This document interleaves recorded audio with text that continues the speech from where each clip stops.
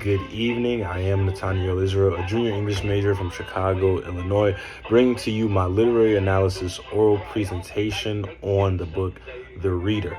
And my prompt that I used was how Hannah negatively affects Michael's emotional and moral identity.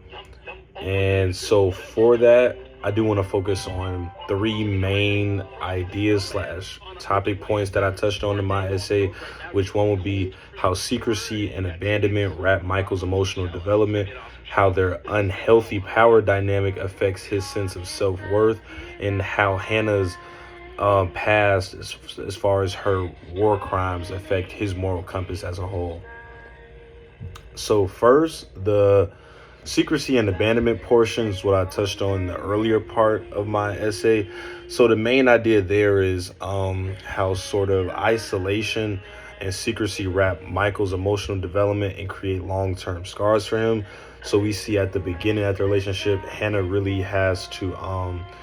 makes Michael hide the relationship, and so then he's isolated from his peers. This causes him to go down the line of skipping classes, stealing, and essentially living a double life. He has to sneak around, and this isn't normal for a teenager at the time. So I really want to harp in on that, and so he couldn't have these normal teenage experiences. So which made him feel, it made him feel like not all the way, not all the way good and not all the way bad. Like in a quote that I have pulled up is when Michael says, "I was excluded from the life of my peers. I felt different, and in my difference, I felt superior." And then later down, so that's for the first one. And then next, I want to talk on the unhealthy power dynamic. So first, we touched on how Hannah made them go into secrecy, but that's a reoccurring theme of how she's in charge the whole time. So Hannah does control, like, when they meet, what they do, how Michael even behaves, how he acts, and Michael is constantly in a state of trying to please her, and he's sacrificing his own independence with that. And a quote that I have from this section of my essay that I want to pull was when Michael said, "She was the one who took me in her arms, guided me, made me do what she wanted." And that's really just unhealthy in and of itself, because those are lines that somebody says of like a caregiver, like a corrupt caregiver, but like that's who he's saying about like a potential spouse. Mind you, this is a grown woman, so they don't got no business being together in the first place. Just keep that in mind. And then further down, when he says, I was full of energy and Hannah drained it. So he's literally saying how this grown woman drained him of all his energy. So his self-worth is literally tied to him pleasing this middle-aged woman.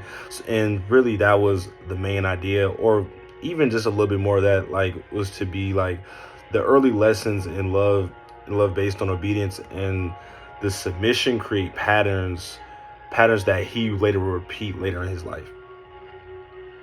And the third main point that I wanted to really touch on was the moral conflict that he faces when he learns about Hannah's past.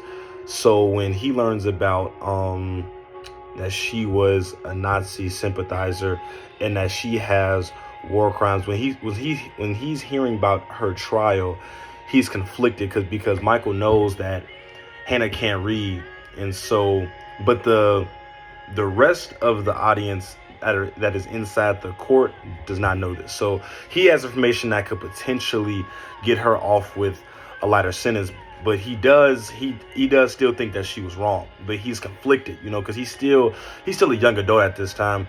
And a quote that I wanted to pull up from this section was when he said, "If the dead could speak, what would they tell me? That I must not love her?" ?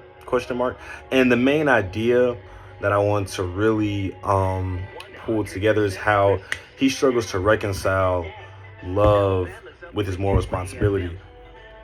And a big part of that is because this relationship was never meant to happen. Like, he knows, like, he was in love with this girl, but he also knows, like, this girl put him through so much emotional despair, and with the point of him even that I don't think I touched on, but her abandoning him. So there was so much going into that, and the overall takeaway, that like the sort of send home message, is that Michael's story shows how early traumas, secrecy, and moral complexity shape a person's identity. And the author even suggests that these early emotional wounds, the early emotional wounds echo in a person's adulthood and affecting relationships, self-worth, moral decision making, and overall how you live your life and how you are as a person. So that was my oral presentation on The Reader. I really hope you enjoy. If you have some critiques, please let me know. I am in the comfort of my home. You could probably hear the Christmas music in the back of my radio. Happy holidays and go Bulldogs.